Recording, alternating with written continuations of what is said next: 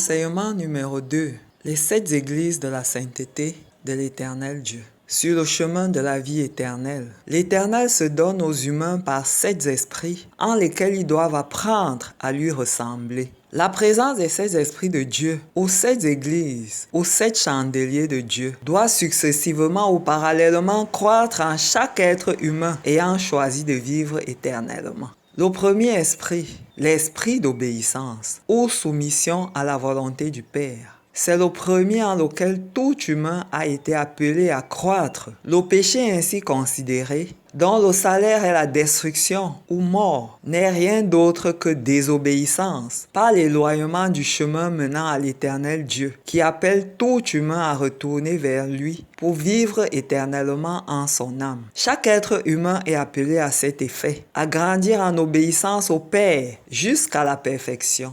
L'esprit de sagesse. Deuxième esprit. Tout être humain doit apprendre à discerner dans les épreuves du chemin la volonté de Dieu, à reconnaître les enseignements qui se trouvent en celle-ci, afin d'en tirer des leçons utiles, lui permettant de progresser vers le dessein de son Créateur, lié à son existence. L'accomplissement de ce dessein sur terre constitue la perfection humaine ou vie abondante ou l'état de lumière. Il doit ainsi grandir en expérience et en maturité, en se laissant façonner tout au long de la route par la sagesse divine, avec confiance, sans redouter l'inconnu et les incertitudes du chemin. L'esprit de fidélité. Troisième esprit. En cet esprit, tout être humain est appelé à grandir en loyauté, à accorder à Dieu pour cela la première place en toutes choses, la consécration à son nom, afin d'accomplir la volonté parfaite du Père. Il doit grandir en écoute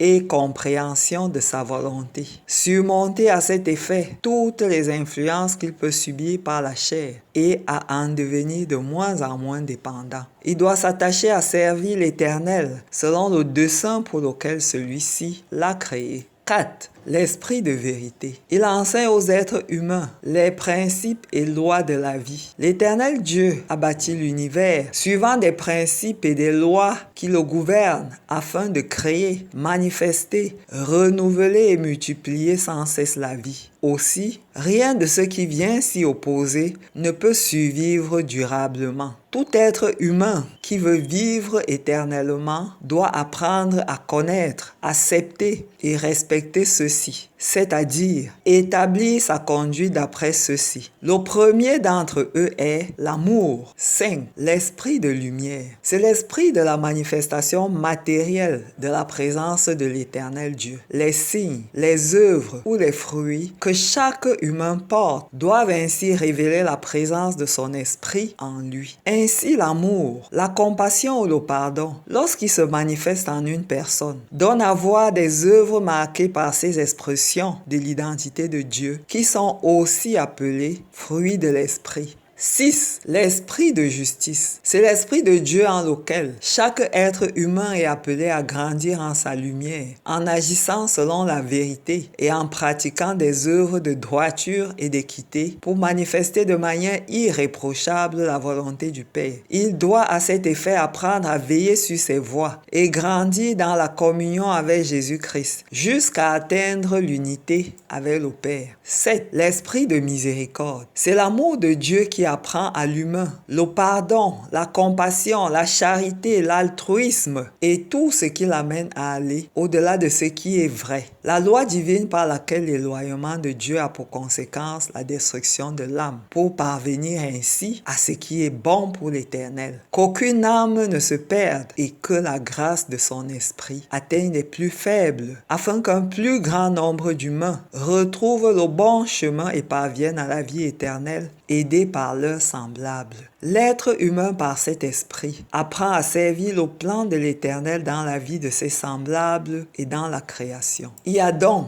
4 esprits de la présence de Dieu en l'esprit des humains et 3 esprits qui rendent témoignage de la manifestation de Dieu en les êtres humains à travers les œuvres matérielles qu'ils accomplissent. Les esprits de la présence de Dieu, l'esprit d'obéissance, l'esprit de vérité, l'esprit de sagesse, l'esprit de fidélité, les esprits de la manifestation de Dieu, l'esprit de lumière, l'esprit de justice, l'esprit de miséricorde.